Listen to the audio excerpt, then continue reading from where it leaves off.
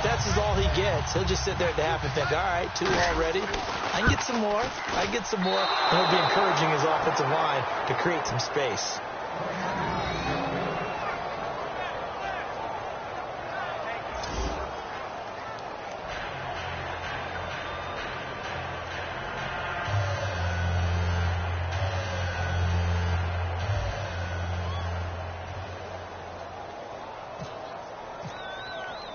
The kickoff unit is out on the field, and they will send this one away.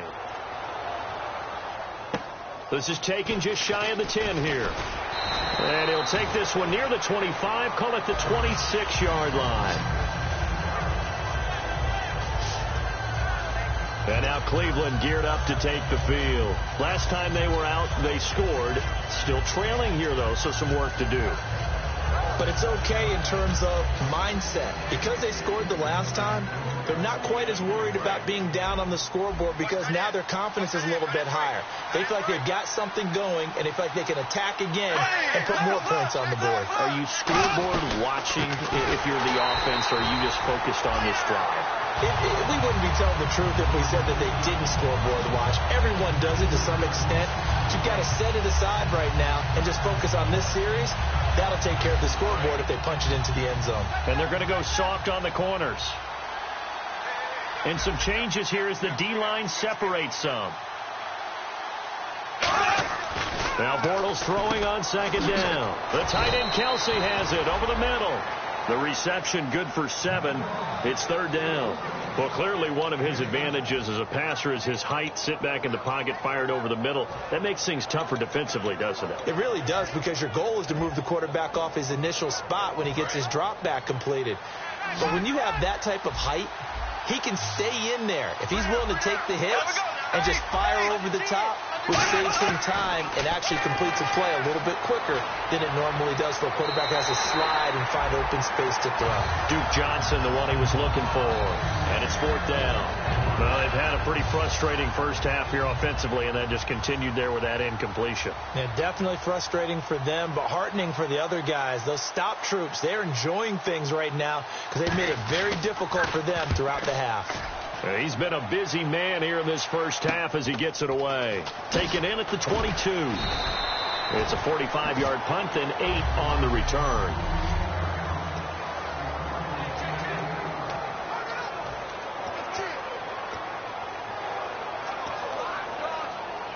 Now this offensive unit ready to see what they can do here. And that last drive, a long drive, but not just that. They had a great air attack going. Do they stick with that? I would think that they would, because if they were confident enough to do it on the last drive, starting backed up in their own territory, why would you change anything? They've got to be confident about what they're presenting and continue to do so. Yeah, because the secondary, they really look clueless. And that was amazing because that drive went and went, no adjustments, and no big plays by the defense to knock the ball away.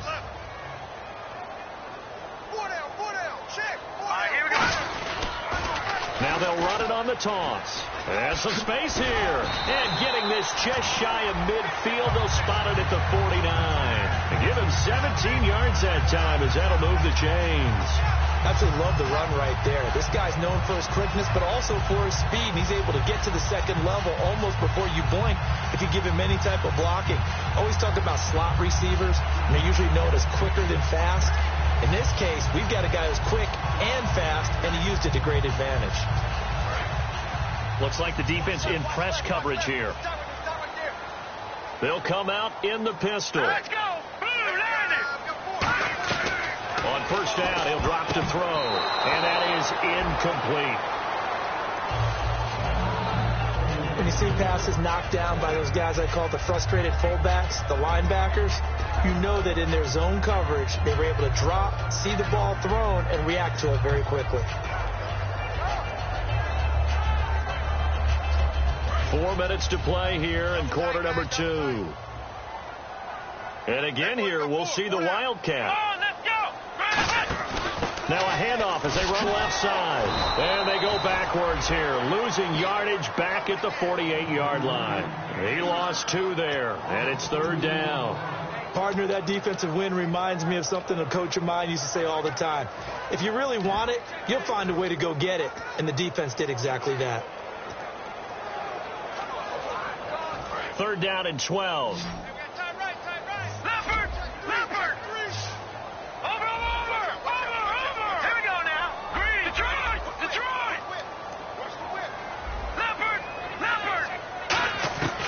Now a shotgun snap as they'll look to throw. Going for the deep ball. And he couldn't hang on to it through the contact.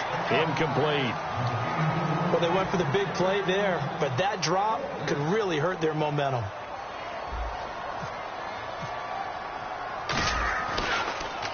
And now a high kick here as he'll try to hang it up there. Fair catch called for and made at the 16 or maybe the 17-yard line. No return, but it goes down as just a punt of 31 yards. And out will come the offense as they take over. And now Cleveland geared up to take the field. And they're coming off a 3-and-out, my friend. I think they've got to look at that play sheet and go to a spot that they haven't gone before. Time to shake things up a little bit to try and get this offense moving. Okay, so how do you do that? How do you shake things up? You look at what you called before, realize it hasn't worked Go to something else. And maybe you try and find one of those special plays from one of your better players, and maybe try and hit something big and get things going in the excitement area. To the right side, it's Kelsey. A gain of 6 there on 1st. And there's a completion to the tight end. And look at the size of these players nowadays. At that spot, 6'4", 6'5", and up. A lot of guys used to be basketball players, somehow came back to football. That's really good for the game of football. You get better athleticism, great hand-eye coordination, guys who know how to control their bodies when they run their routes. On 2nd down, here's Bortles. Over the middle here to Brown. And he's able to get out to the 32, brought down there. That was a nicely run slant route, and what the receiver's trying to do is make the defender think he's going upfield for a deeper route, and then breaks it off, usually after about 3 to 4 steps, and cuts towards the middle of the field. And now what he's trying to do is use his body to keep the defender away from the football and get the quarterback a really nice target. Here's Bortles to throw, and he'll toss this one incomplete. Seeing no options, he throws it away. It's a tried-and-true formula, and I don't think it'll change for as long as we play football. If someone's trying to throw the ball and you can put pressure on them and make it tough, that's only going to help your defense. Yeah, he's since being hurried. He got rid of it before taking the hit, but incomplete. On 2nd down, Johnson. And he'll be limited to a short gain up to about the 34-yard line. Just a couple there on the 2nd down run. Now they're staring at a 3rd and 8 situation. The best defensive linemen, they play with great leverage so they can get low and not get bowled over by offensive linemen. They have excellent hands. They can throw people off on a play. We just saw a great example of a really good run stop by a guy playing the defensive tackle position. A nickel back added defensively as they look to stop this 3rd and 8. Throwing his Bortles on 3rd down. Oh, and a bad throw there. It's intercepted. A great read, and it's picked off. And the return out shy of midfield to the 46-yard line. And this might not be the last interception we see, Brandon. Both of these teams like to throw the football, but here in this snow, ball's not going to always go where you want it to. And this one winds up getting intercepted. Out comes this offensive unit as they get set to take over here. They got the lead. Last time had to punt it, though. What's the key to this drive? I think it's leverage. The big guys up front. You know the motivational speech on the sideline is, guys, give us an opportunity. Protect the passer, create space for our runners, and let's go ahead and get these guys. Low man wins. Let's go do it on this drive. We'll watch that leverage on this drive.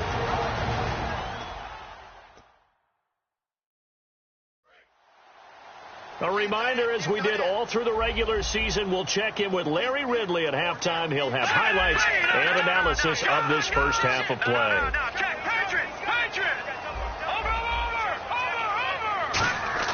Back to throw now on 1st down. And he's taken down. This will be a Brown sack. Jamie Collins. He's the one to get him, and that's sack number 7 for him on the year. Man, he got in there so quickly, Charles. What could the offense have done to adjust and account for that? But what you're hoping is that you figure out and you see and get a clue that maybe there's going to be some pressure coming at you, and you change the blocking schemes. Maybe you go to max protection. The biggest one is maybe you bring your running back in to try and keep you clean. But in that case, that didn't happen. 0 accountability, and a sack resulted. He'll drop to throw. He's going to float this one deep right side, and he's unable to grab it. thought he might have had position, couldn't hold on, third down. One thing I know from experience is that when the deep ball is thrown and you're the defender, you've got to fight that little bit of panic that emerges. You've got to play the ball really well. It's a 50-50 jump ball play. And guess what? They took a shot.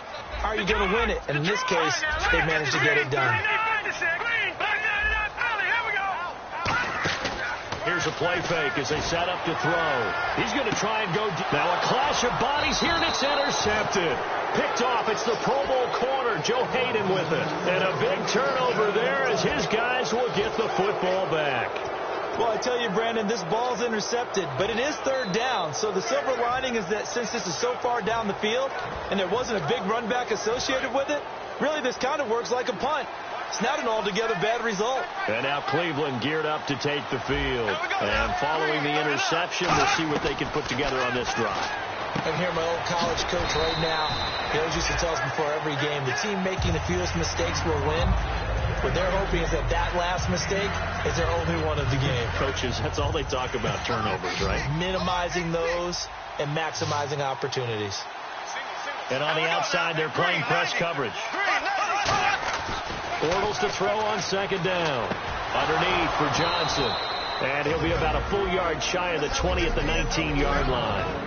Now whistles come in. We're going to get a timeout here by the offense. It's just their first, so they'll have 2 remaining here before we get to halftime. So here we go, 1st and 10 now. We'll see Kelsey in the slot to the left. On first down, Bortles. He's got time in the pocket. Nowhere to escape, and he goes down. Now hold everything here. We're going to get a timeout by the offense. So that means they're down to 1 remaining here as we head toward halftime.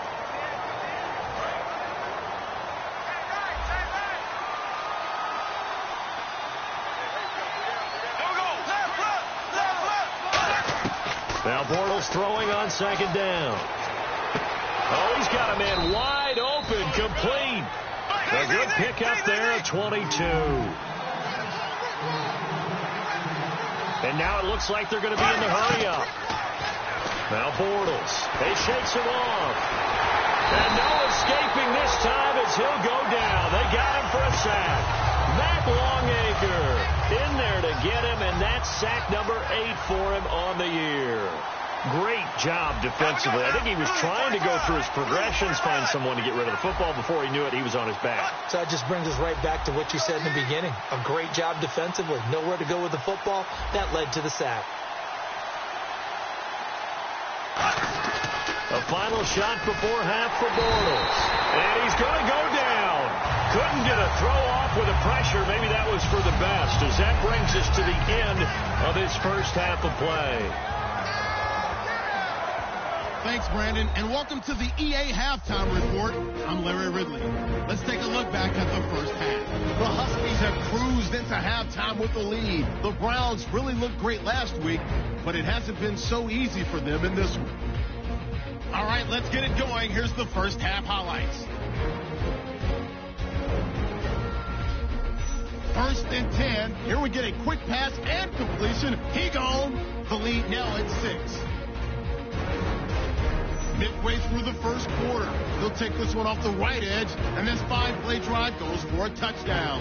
That pushes the lead to 5. Late in the first quarter, the catch will be made deep down the field, and he'll eventually be brought down, but not before getting to the 42-yard line. Sticking with the same drive, he'll cut it off the left side this time, and he capped off the long drive with the TD. So that's all for us here at the EA Sports Studio. We'll get you back out to the field now for some more playoff action.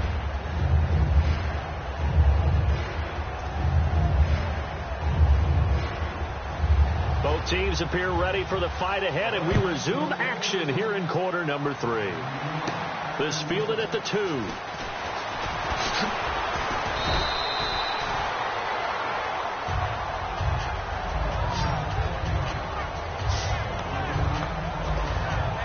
And here now the offense heading back out there. They built a good first half lead. Now they have a chance to add on to it. And what I'm thinking is that the offensive staff spent the entire halftime just working with them on, here's what we think they're going to do to attack us in the second half. Nice first half that we've had, guys, but be prepared for some change-ups. We're going to see them when we kick it off in the second half. See how they handle any adjustments that might be made defensively. Well, sometimes you just have to take things into your own hands, don't you? I mean, the offense is really struggling in this game. They're the ones keeping things going. They have to continue to play at that level.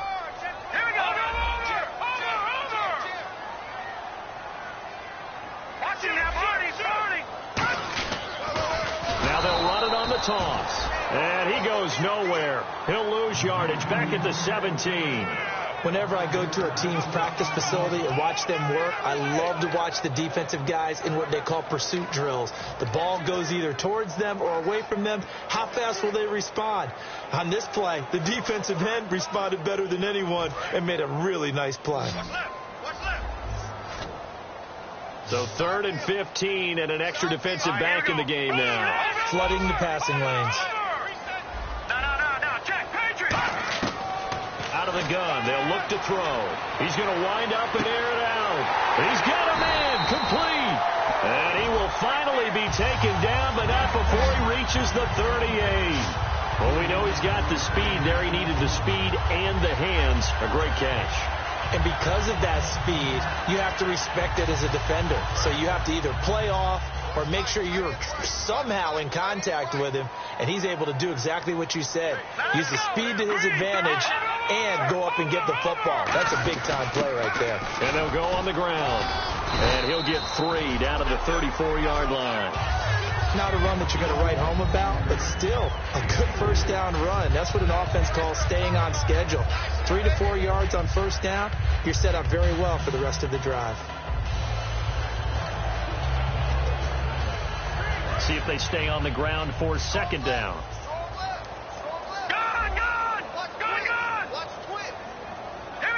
Looking to jam the receivers at the line here. Press coverage look defensively.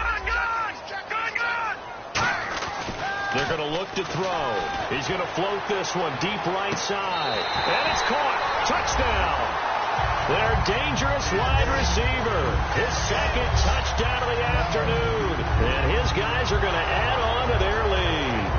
We see this route all the time, but when it's well executed, it's a beauty. And it feels like the fade takes forever to develop, like that ball is just hanging in the air.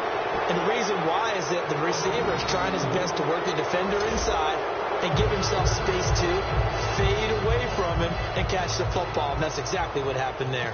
Set now to kick this one away, and off it goes.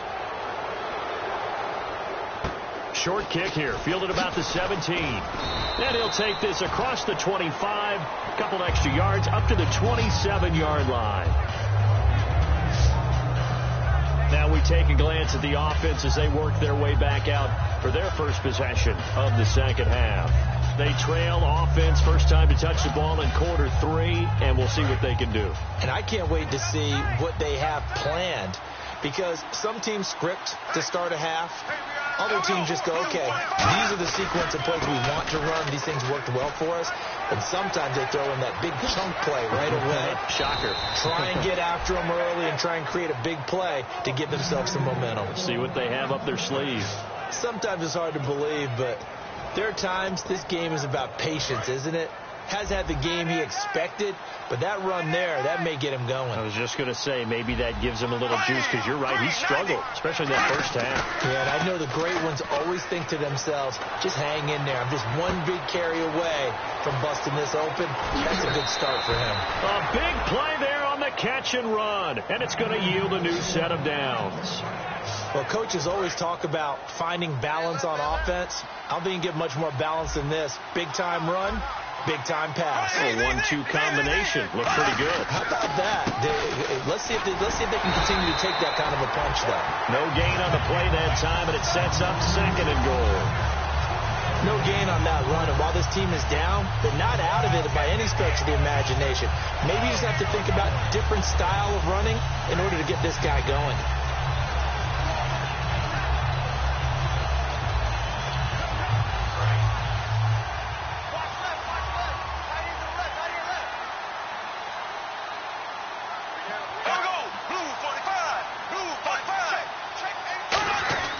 On second down, here's Bortles. He's got time. And that's incomplete. The intended receiver was Corey Brown. And it'll bring up third down.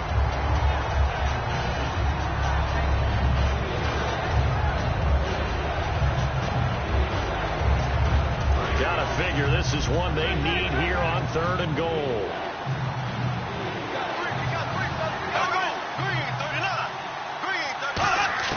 Bortles now on third and goal. Finding time. And that is incomplete. Travis Kelce, the Pro Bowl tight end, the intended target. Now fourth down. Here's Nick Folk now on for the field goal. From the left hash, a chip shot here.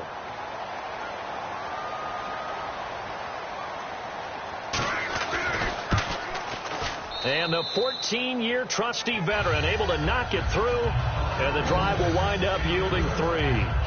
So a good drive there to begin quarter number 3, but they're only able to shave 3 points off that lead. And now you put the pressure on your defense, who didn't particularly play all that well in the first half. But they're going to need to step it up here and make some plays if these guys are going to have any chance. This is fielded a couple yards deep. And the decision to come out is going to cost him 5 yards with a new rule as he's taken down right at the 20-yard line. Getting set to go again as we look at the back heading onto the field again. And we have seen a decline in the numbers. Where does the fault lie? Just him? Maybe the guys up front combination? Well, as you and I both know, it's almost always a collective deal. But in this case, I think maybe the offensive line got a little overconfident. They had blocked so well in the first half, picked up on what the defense was doing. I think we've seen an adjustment now that they have not picked up on, and now they're being a little bit overwhelmed. A gain of 3, second down. Let's give a lot of credit to the offensive line. They've been able to move the ball really well on the ground the entire game, and while that wasn't a huge one, that's okay. They'll take them in short, steady bursts.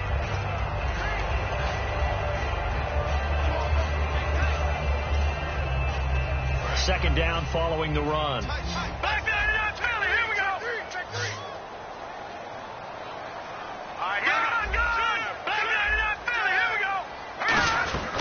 They'll run it now out of the gun. Looking for a seam, but finding none. He'll get back to the line of scrimmage, and that's it. And they'll lose a yard that time, and that's going to lead to a third down. Brandon, that play ended so fast, it's almost as if the quarterback handed it to the runner, and the tackler was there right away for a loss of yardage. 8 yards still remaining here on third down.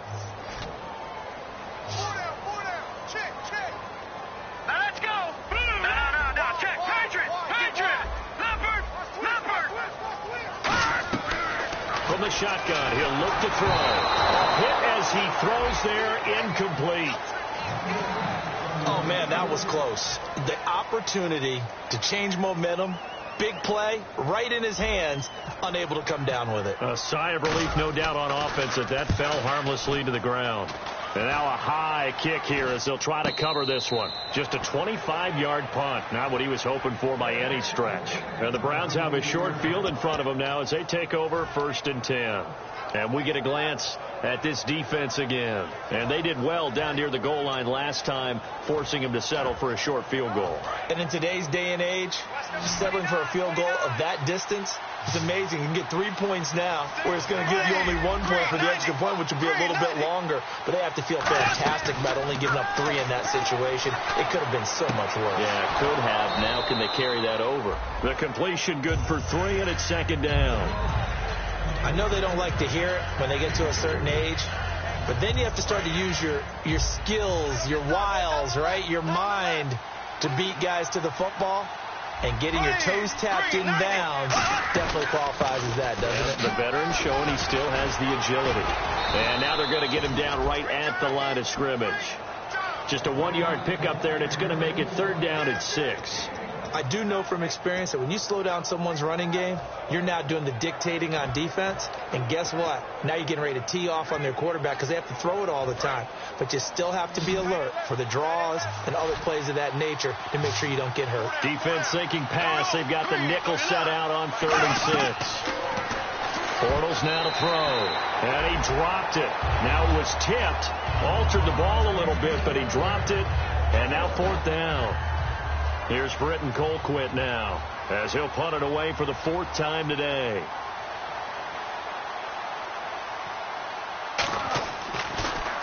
His first punt, 48 yards. This one looks equally as good. This one angles out of bounds at a good spot in the coffin corner. And they're going to mark this out of the 5-yard line.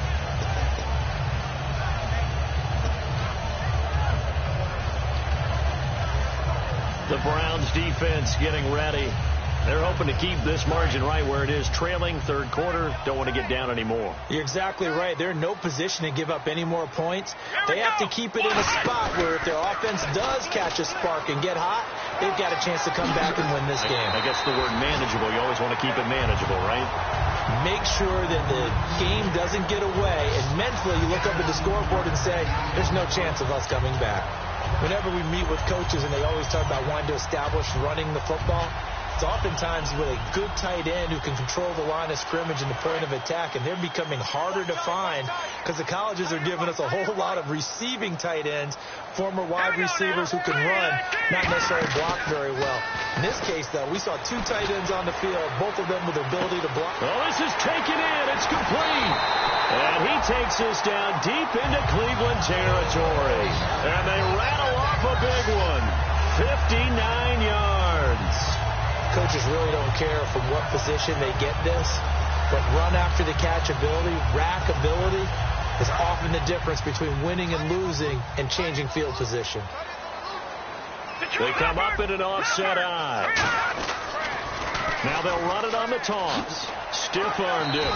And the stiff arm proved fruitful for a second, but the daylight quickly snuffed out.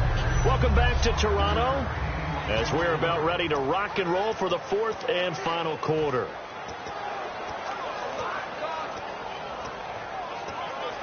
And after the play on the ground, that brings up 2nd down here. Back down, Charlie. Here we go. Here we go now. Over. Back to throw here. That's going to be caught at the 10-yard line. 4 yards on the completion, and it sets up a 3rd down. An ex-teammate used to tell me all the time, I hate experienced quarterbacks because no matter what, you really can't hide what you're doing. And I think that right there, he knew right away where the blitz was coming from, where his primary guy was going to be, and he ended up going to a secondary target for a nice game. I was just going to ask you, that wasn't the primary target, and he's so good at that, isn't he? I think he knew right away that he wasn't going to get to his primary guy. I think he read that as soon as he got to the line of scrimmage, knew where the pressure was going to come from, and said, I know how to beat that, and that's what he did. And that pickup of a 1st down, that's going to leave a mark because they really needed to stop them there, didn't they? Oh, so frustrating. Defensively, you're a play away from getting that football back here, down late, tough. Now they've got to find a way to create a turnover or takeaway. Otherwise, this one will probably get away from them. Again, we'll see the pistol here. From the 4-yard line, it's 1st and goal now. They'll run the option left. And he is going to lose yardage here. A loss of a full 3 yards, and now it's 2nd down. The 4th quarter here, they've got the lead. They want to keep it on the ground. That's what they're doing. Smart football. Keep the clock grinding. Keep it going. But you got to figure now, they're going to see more people stacked up at the line of scrimmage as they try and bleed it out. They come out here in the eye. He'll drop to throw. And his throw is going to be incomplete. My high school coach, John Ford, used to say all the time, if you're in a bad situation, laddie, don't compound it with a bad decision as well. And I think that's what we just saw there. Harassed in the pocket, and he throws into double coverage anyway. He called you laddie? He called me laddie, and that was the nicest thing he called me.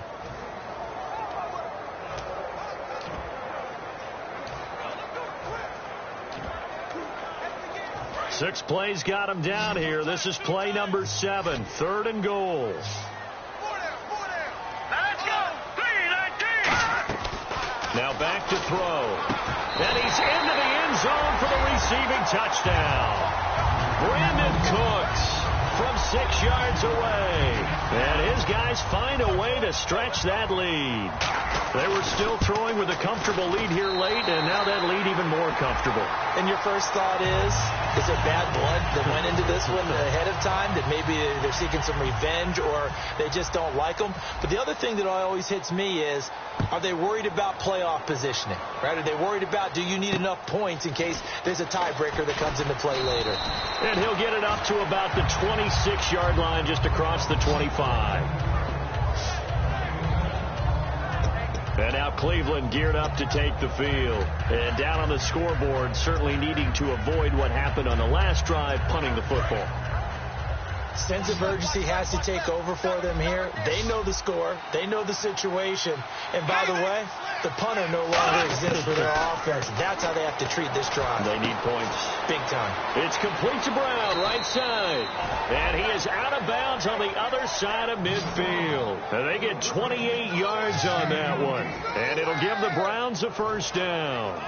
And when you're playing a quarterback with some experience and some moxie, you enter the danger zone when you decide to blitz him, because if he's able to diagnose as he did on that play, he can hurt you downfield. He reads defenses so well, doesn't he? He really does, and the best part about that play for him, I don't think that was his primary target. I don't think so either. I think he had the read, figured out where the blitz was coming from, and went to a secondary target for a really nice gain. 5 yards on the catch there, brings up second down.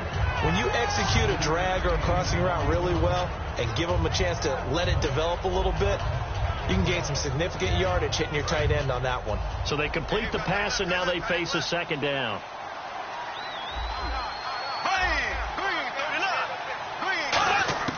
Bortles to throw on second down. Over the middle here to Brown. And a loose football. And they are going to set up shop at the 40-yard line. And with that kind of a deficit, you can't afford to make any kind of mistakes. But it's been pretty symptomatic of what we've seen all game with them, isn't it? Down this big in the fourth quarter. You'd say an afternoon to forget, absolutely. Now this offense ready to head back out there. Good drive last time. Really effective passing the football. Do you maybe mix it up, now go to the ground game and surprise the defense a little bit? I would anticipate the defense making some changes, but I wouldn't necessarily just absolutely go in the opposite direction. They're doing so well throwing the ball. Yeah, well, I wouldn't change it up until they showed me a reason to do so. And in this situation with a lead, fourth quarter, they're liking keeping the ball on the ground, I'm sure. That's just smart football, but you know the defense has to know it as well. They've got to stop them here. So now we're going to see that loading the box in a big way. 6, 7, 8, 9, whatever it's going to take, puts a little bit more pressure on your big offensive line. Now a loose football. The ball comes out, but fortunately another offensive player quick to react, and they will indeed retain possession. Wow, that ball gets knocked free, but a teammate comes along and scoops it up. It's almost like baseball. Guys at bat, people are on base in scoring position. One guy doesn't get him home. The next guy comes through and picks him up. And avoids the turnover. And on third down, a nickel formation here defensively.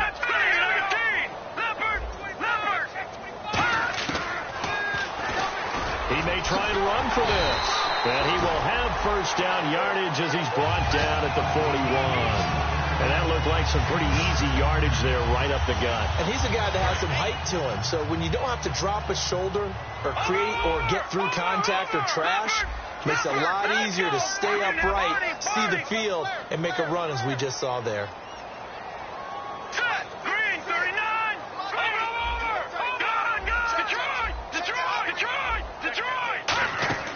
Now on first down, he'll drop to throw it. He couldn't quite hold it. Got hit. Ball pops out, incomplete. When it's well executed, a wide receiver screen can often be a thing of beauty, but so many things have to go right in order to complete it. Blocking out in front, timing of the quarterback with the receiver, and oftentimes everything gets set, and guess what? They drop the football. Green 39! Green 39! Back 99, Philly, here we go! And 2nd and 10, he'll look to throw again. And that one is incomplete. He just dropped it. But they're up big on the scoreboard, so maybe he can chuckle about later. So it's our home team here in possession of the football as we come back. And let's see what they've come up with offensively after having time to talk it over. So here we go now. An extra defensive back in there on 3rd and 10.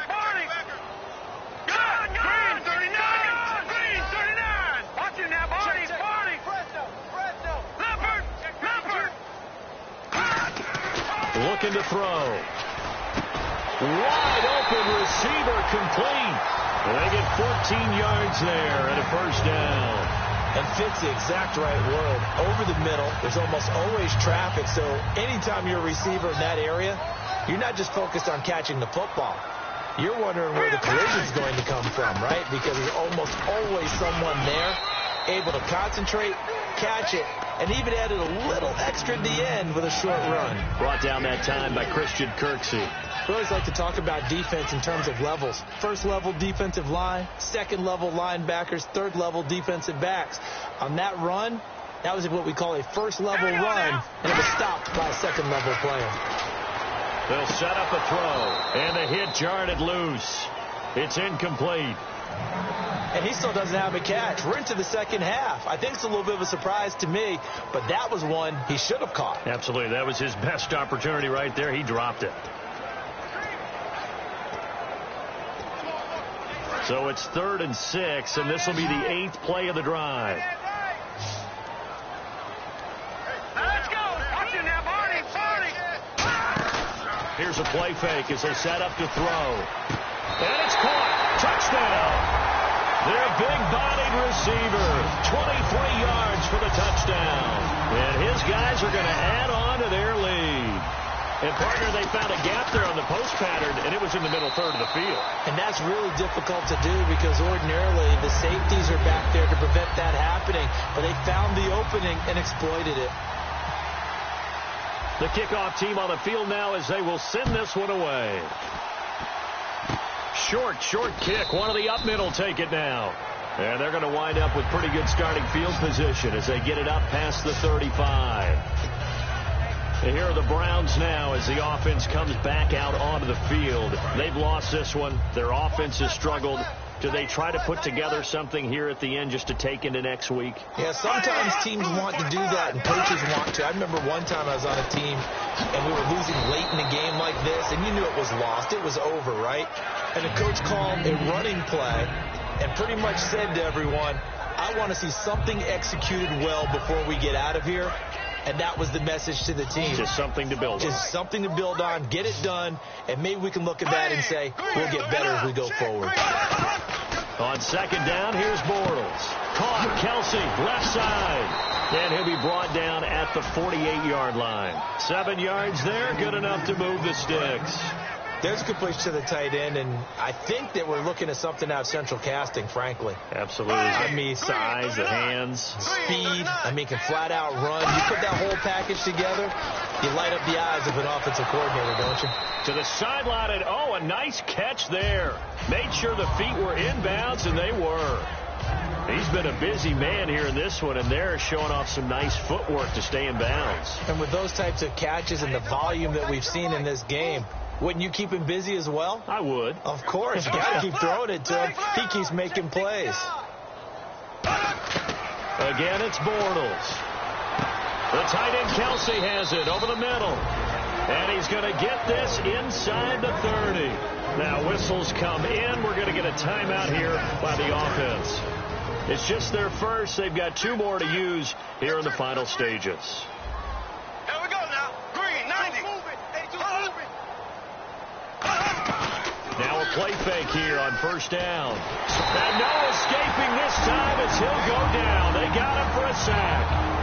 Now hold everything here. We're going to get a timeout by the offense. That'll leave them with just 1 remaining in this 4th quarter of play. Now Bortles throwing on second down. To the sideline, and a nice catch there.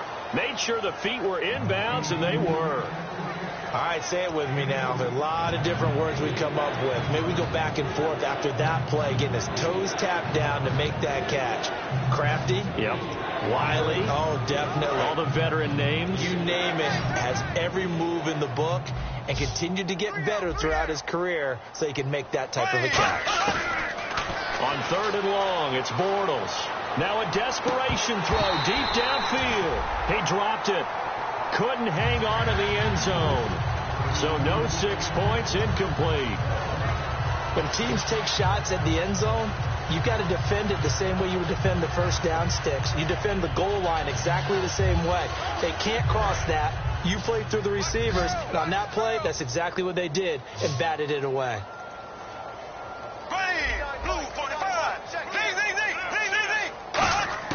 Now Bortles got to have this one. He's going to let it fly. And this is caught. Well, they get one back, picking up the late touchdown here, but still down big. And when a Hail Mary is completed for a touchdown pass like that, I think any defensive coordinator just puts their face right into their hands. I don't think there's any doubt about it, and I don't have stats in front of me. I don't have the empirical numbers that say that in recent years the Hail Mary pass has been completed more than it has been, but it feels that way, doesn't it? And I know the defenses are spending more time on it. I think the biggest mistake they make is that they play everything from behind the receiver. I think they've got to start getting people in front as well to try and knock the ball away.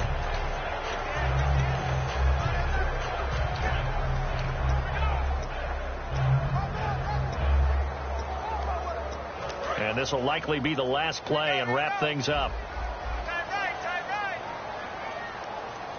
Here we go now.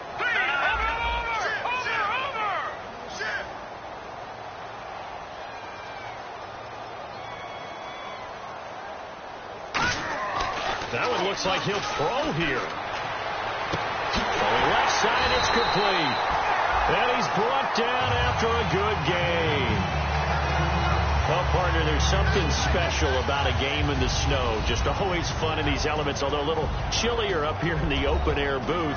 The only thing that's not fun is that we got the mid-game notification that our flight was canceled tonight, but we'll deal with that later. It was really a fun game to watch, though. It was, and there is something special about games played in the snow because the element of surprise really kicks in. You don't know how they're going to handle the ball, if someone's going to make a dramatic play just out of nowhere, and all of a sudden it just changes the course of things. But a big shout out to our crew to make sure that we were comfortable up here, as comfortable as one could be. In these elements, they took care of us and made sure we were dressed properly.